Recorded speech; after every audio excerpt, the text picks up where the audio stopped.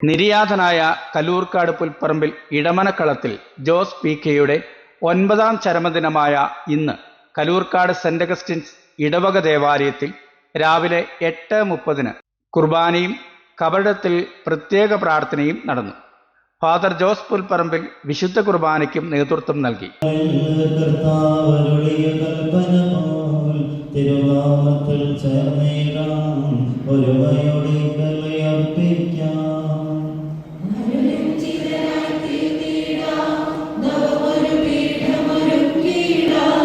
വിശ്വാസ ജീവിതത്തിൽ നമുക്കെല്ലാം വലിയൊരു മാതൃകയായിരുന്ന അനുഗ്രഹീതമായ ഒരു സത്യപിതാവിൻ്റെ പാവന സ്മരണയ്ക്ക് മുമ്പിലാണ് നാം എല്ലാവരും കൂടുതൽ വിഷയായിരിക്കുന്നത്.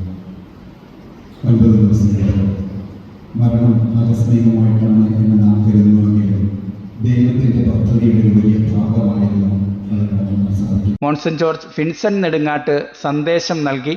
ദേവാലയ പ്രാർത്ഥനാ ശുശ്രൂഷകൾക്ക് മോൺസൺ ജോർജ് പൈസ് മലയക്കണ്ടത്തിലും കബറിട പ്രാർത്ഥനാ ശുശ്രൂഷകൾക്ക് ഫാദർ ഓസ്റ്റിൻ കളപ്പുരയിലും തുടർന്ന് പാരിഷ് ഹാളിൽ നടന്ന പ്രാർത്ഥനാ ശുശ്രൂഷകൾക്ക് ഇടവക വികാരി റവറൻഡ് ഡോക്ടർ മാനുവൽ പിച്ചളക്കാട്ട് നേതൃത്വം നൽകി.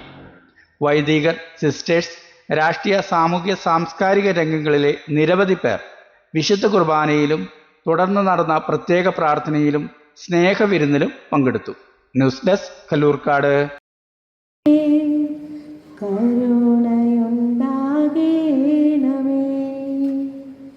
ഈശോയുടെ അതിദാ